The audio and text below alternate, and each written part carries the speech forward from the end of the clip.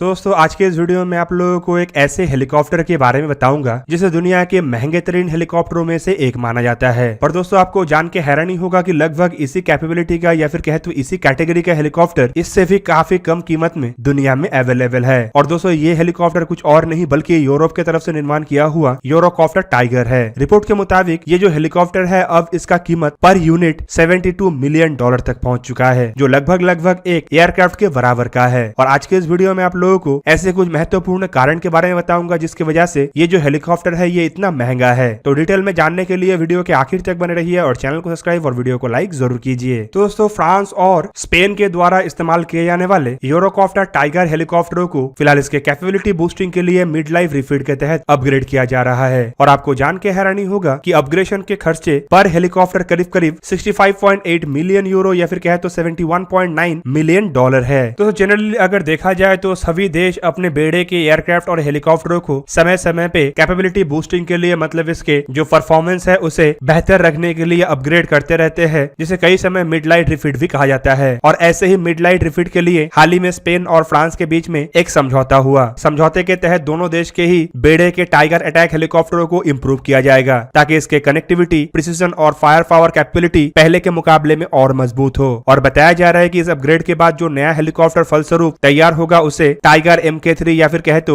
Eurocopter mark 3 helicopter के नाम से डेजिग्नेट किया जाएगा। पर दोस्तों इन हेलीकॉप्टरों को अपग्रेड करना ही अब एक बड़ा खबर नहीं है बल्कि इसके पीछे होने वाला खर्चा भी एक बड़ा खबर है। बेसिकली $71.9 मिलियन पर हेलीकॉप्टर अपग्रेडेशन का प्रोजेक्ट अगर है तो आप समझ सकते होंगे कि ये कितना ह्यूज अमाउंट है। और अगर फ्रांस के बेड़े के टोटल यूरोकॉप्टर टाइगर हेलीकॉप्टरों को देखा जाए तो आपको पता चलेगा कि फ्रांस करीबन ऐसा 67 हेलीकॉप्टर इस्तेमाल करता है, जिसे अगर एक साथ अपग्रेड किया जाता है तो करीब $4 बिलियन तक खर्चा होगा। और फ्रांस एक साथ $4 बिलियन खाली इन हेलीकॉप्टरों को अपग्रेड करने के लिए अफोर्ड नहीं कर पा रहा है। इसीलिए शायद फ्रांस की तरफ से हेलीकॉप्टरों को 2 बैच में अपग्रेड करने का इरादा बनाया गया है, जिनमें पहले बैच में 42 हेलीकॉप्टरों को फ्रांस के द्वारा 2.8 बिलियन यूरो या फिर कहे तो $3.06 बिलियन के लागत से साल 2029 तक अपग्रेड किया जाएगा, जबकि बाकी के 25 हेलीकॉप्टरों के अपग्रेडेशन के प्रोजेक्ट इसके बाद रखा गया है। और फ्रांस का यह भी एक्सपेक्टेशन है कि पहले हेलीकॉप्टरों को अपग्रेड करने के बाद शायद इस प्रोग्राम में जर्मनी भी जुड़ जाए, जिससे बाकी के हेलीकॉप्टरों को अपग्रेड करने में फ्रांस को और आसानी हो। पर दोस्तों इसके अलावा सवाल ये भी है कि ऐसा क्या अपग्रेडेशन फ्रांस के द्वारा इन हेलीकॉप्टरों में किया जाएगा जो इसकी कीमत इतना अधिक होगा। रिपोर्ट में बताया जा रहा है कि जो टाइगर मार्क 3 हेलीकॉप्टरों को अपग्रेड करने का प्लान बनाया गया है, इसमें फ्रांस कई तरीके के ऐसे सिस्टमों को इंक्लूड करना चाहता है जो हेलीकॉप्टरों के पूरा परफॉर्मेंस को ही बदल देगा। इवन इसके बदौलत हेलीकॉप्टरों को डिटेक्ट करना भी काफी मुश्किल होगा, साथ ही साथ हेलीकॉप्टरों के हाई एजल कैपेबिलिटी भी बढ़ेगा। इवन इसके अलावा हेलीकॉप्टरों के सर्विसेबिलिटी भी काफी अधिक होगा, जो कि एक तरीके से खाली फ्रांस को नहीं बल्कि पूरा यूरोप को ही मददगार होगा, क्योंकि यूरोप में खाली फ्रांस नहीं बल्कि कई सारे अन्य देश भी इन हेलीकॉप्टरों का इस्तेमाल कर रहा है। रिपोर्ट में बताया जा रहा है कि फ्रांस इसमें नया जनरेशन के आवश्यकताओं को भी ध्यान में रखते हुए अपग्रेडेशन के प्रोजेक्ट को आगे बढ़ा रहा है, ताकि भविष्य में डिजिटल बैटलफील्ड कनेक्टिविटी के साथ साथ मैन्ड और अनमैन्ड टीमिंग जैसे कामों को भी अंजाम दिया सके। इसके अलावा ये हेलीकॉप्टर अपग्रेड होने के बाद रियल टाइम में बैटलफील्ड के टैक्टिकल इंफॉर्मेशन को भी शेयर कर सकेगा, जबकि इसके अलावा हेलीकॉप्टरों के हथियारों को भी परिवर्तन किया जा रहा है। माना जा रहा है कि इसमें टॉरेट गन से लेकर लेजर गाइडेड रॉकेट और मिसाइल में भी अपग्रेडेशन किया जाएगा और इसके डिटेक्शन और टारगेटिंग कैपेबिलिटी को भी मजबूत किया जाएगा। जबकि दोस्तों इसके अलावा बताया जा रहा है कि इसमें state of the art aviation को भी लगाया जाएगा, ताकि क्रू के ऊपर से वर्कलोड को कमाया जा सके और साथ ही साथ क्रू के फोकस को मिशन के ऊपर अधिक केंद्रित किया जा सके। Eurocopter Tiger Mark 3 standard configuration में Safran, Strix NG sight, Thales के flight EX avionics suite, TopOwl DD helmet mounting, side display और इंद्रा IFF सिस्टमों को भी अपग्रेड किया जाएगा। जबकि इसके अलावा थेल्स के ही GNSS और सैफ्रॉन के इंटरनल नेविगेशन सिस्टम को भी नेविगेशन के अपग्रेडेशन के रूप में इसमें इस्तेमाल किया जाएगा। कम्युनिकेशन सूट को थेल्स के ही कॉन्टैक्ट साइनैप्स, रेडियो और डेटा लिंक, डेडिकेटेड मैन्ड और अनमैन्ड टीमिंग के साथ अपग्रेड किया जाएगा। जबकि इसके अलावा स्पेन अपने वर्जन में लिंक 16 और सेटकॉम जैसे इक्विपमेंटों को भी लगाएगा। जबकि दोस्तों इसके अलावा स्पेनिश वर्जन में बैटलफील्ड मैनेजमेंट सिस्टम और काउंटर मेजर सिस्टमों को इंदिरा कंपनी की तरफ से डेवलप किया जाएगा। वहीं पे अगर देखा जाए तो फ्रेंच मार्क 3 वर्जनों में बैटलफील्ड मैनेजमेंट सिस्टम एटॉम्स की तरफ से और काउंटर मेजर सिस्टम थेल्स की तरफ से डेवलप किया जाएगा। जबकि इसमें हथियारों का पैकेज बेसिकली MBDA की तरफ से ही निर्माण किया हुआ हथियारों से लैस होगा, जैसे कि MBDA के MASTF मतलब future tactical air to surface missile, Mistral 3 air to air missile रहेगा। जबकि स्पेनिश वर्जन में इस इससे थोड़ा अलग टाइप के हथियार जैसे कि 70 मिलीमीटर के गाइडेड रॉकेट और नया एयर टू ग्राउंड मिसाइल होगा। पर दोस्तों फिर भी बड़ा बात यह है कि जितने भी अपग्रेडेड हथियारों को लगाया जाए और हेलीकॉप्टरों को चाहे जितने भी मॉडिफाइड किया जाए, फिर भी इतने कीमत कैसे एक हेलीकॉप्टर का हो सकता है। तो दोस्तों इसके अगर जवाब को ढूंढा जाए तो हेलीकॉप्टरों के डेवलपमेंट के समय को भी देखना आवश्यक होगा। आपके जानकारी के लिए बता दूं कि यूरोप में खास करके फ्रांस और वेस्ट जर्मनी की तरफ से इन हेलीकॉप्टरों को एक मिड साइज आर्म्ड हेलीकॉप्टर के रूप में डेवलप किया गया था। डेवलपमेंट का मेन कारण था कोल्ड वॉर। बेसिकली इन हेलीकॉप्टरों के डेवलपमेंट कोल्ड वॉर के दरमियान ही हुआ था ताकि सोवियत यूनियन के ग्राउंड फोर्स को टैकल किया जा सके। और ये जो हेलीकॉप्टर है इसे पहली बार 1991 में पेरिस में आयोजित एरियल डिस्प्ले में दुनिया के सामने लाया गया था। पर दोस्तों तब तक सोवियत यूनियन के विघटन हो चुका था, मतलब अब इन हेलीकॉप्टरों की आवश्यकता धीरे धीरे कम हो गया और इसी वजह से 1991 में फर्स्ट फ्लाइट होने के बावजूद इन हेलीकॉप्टरों को इंट्रोड्यूस करते करते साल 2003 तक इंतजार करना पड़ा, जो एक तरीके से हेलीकॉप्टरों के डेवलपमेंट के महत्व को घटाया तो डेवलपमेंट के कॉस्ट को भी बढ़ा दिया। साल 2003 होते होते जो हेलीकॉप्टर था इसके डेवलपमेंट कॉस्ट बढ़ के करीबन 14.5 बिलियन डॉलर तक पहुंच गया, जो कि एक तरीके से इन हेलीकॉप्टरों के कॉस्ट को बढ़ाने का सबसे प्रमुख कारण है। पर दोस्तों इन हेलीकॉप्टरों के टेक्नोलॉजिकल एडवांस और बेहतरीन परफॉर्मेंस की वजह से बाद में इन हेलीकॉप्टरों की चाहत काफी बढ़ा और यूरोप के अंदर इन हेलीकॉप्टरों का फिलहाल इस्तेमाल अब कई सारे देश कर रहा है। हेलीकॉप्टरों की अगर कीमत को देखा जाए तो कुछ रिपोर्टों में दावा किया जाता है कि ऐसे पर यूनिट हेलीकॉप्टरों का कीमत 44 से लेके 48 मिलियन डॉलर तक हो सकता है, जो दुनिया में एकमात्र अपाचे जैसे अटैक हेलीकॉप्टरों की तुलना में ही कम है। जबकि दूसरी तरफ अगर देखा जाए तो अपाचे एक हैवी रोल के हेलीकॉप्टर है, तो वहीं पे ये जो टाइगर हेलीकॉप्टर है ये मिड रोल के हेलीकॉप्टर है। इस मुकाबले में अगर देखा जाए तो करीब करीब दुनिया के किसी भी अन्य हैवी कैटेगरी के हेलीकॉप्टर की तुलना में ये काफी अधिक कीमती है और साथ ही साथ मिड कैटेगरी के हेलीकॉप्टरों में देखा जाए तो ये सबसे अधिक कीमत वाला हेलीकॉप्टर है। दोस्तों हेलीकॉप्टरों की कीमत के साथ साथ अब जो अपग्रेडेशन प्रोजेक्ट का कीमत है ये भी अब हेलीकॉप्टरों के मैन्युफैक्चररों के लिए एक चिंता का विषय बना हुआ है, क्योंकि अगर 70 मिलियन डॉलर कोई भी देश इन हेलीकॉप्टरों को अपग्रेड करने के लिए खर्चा कर रहा है तो उतने में तो वो आसानी से अपाचे जैसे हेलीकॉप्टर को ब्रांड न्यू तरीके से खरीद भी सकता है। मतलब इन हेलीकॉप्टरों के अपग्रेडेशन प्रोजेक्ट शायद ही यूरोप के अंदर स्पेन और फ्रांस के अलावा किसी और देश की तरफ से आगे बढ़ाया जाए। इवन इन हेलीकॉप्टरों की कीमत को देखते हुए ही शायद फ्रांस की तरफ से अपने बेड़े के संपूर्ण हेलीकॉप्टरों को अपग्रेड करने का इरादा नहीं रखा जा रहा है। दोस्तों हेलीकॉप्टरों की कीमत अधिक होने के पीछे और एक बड़ा कारण है इन हेलीकॉप्टरों के प्रोडक्शन रेट। दोस्तों दुनिया में जितने भी हेलीकॉप्टर फिलहाल मैन्युफैक्चर हो रहा है उनमें सबसे स्लो रफ्तार में इन टाइगर हेलीकॉप्टरों को ही मैन्युफैक्चर किया जा रहा है और इन स्लो रफ्तार में मैन्युफैक्चर होने की वजह से ही इन हेलीकॉप्टरों का इस्तेमाल यूरोप में फ्रांस, जर्मनी, स्पेन और यूरोप के बाहर ऑस्ट्रेलिया के द्वारा किया जा रहा है। जबकि अगर ऑस्ट्रेलिया को देखा जाए तो हाल ही में उसके द्वारा अनाउंस किया गया है कि वो अपाचे हेलीकॉप्टरों को खरीदेगा, जो एक तरीके से दर्शाता है कि बेड़े में ऑलरेडी इस्तेमाल होने वाले टाइगर हेलीकॉप्टरों से शायद ऑस्ट्रेलिया उतना अधिक खुश नहीं है। दोस्तों टाइगर हेलीकॉप्टरों के सबसे बड़ा दिक्कत है हेलीकॉप्टरों के मेंटेनेंस कॉस्ट हाई होना। ऊपर से इन हेलीकॉप्टरों के upgradation project brand new helicopter की तुलना में भी अधिक कीमती होने के साथ साथ अपाचे हेलीकॉप्टरों से भी अधिक कीमती होने के कारण शायद ही जिन देशों के द्वारा इन हेलीकॉप्टरों का इस्तेमाल किया जा रहा है उसके अलावा कोई अन्य देश इन हेलीकॉप्टरों को खरीदने की तरफ आगे बढ़े। पर दोस्तों माना जा रहा है कि इस हेलीकॉप्टर से सीख लेते हुए यूरोप में जो नया हेलीकॉप्टरों के प्रोजेक्ट को निर्माण किया जाएगा उसे सस्ता और तेज रफ्तार में डेवलप करने का प्रयास किया जाएगा। तो दोस्तों ये था आज का वीडियो। अगर आपको वीडियो अच्छा लगा तो लाइक कीजिए और मेरे चैनल को सब्सक्राइब कीजिए और साथ में बना हुआ बेल आइकन को भी प्रेस कर दीजिए ताकि आप मेरा वीडियो देख पाए सबसे पहले। जय हिंद।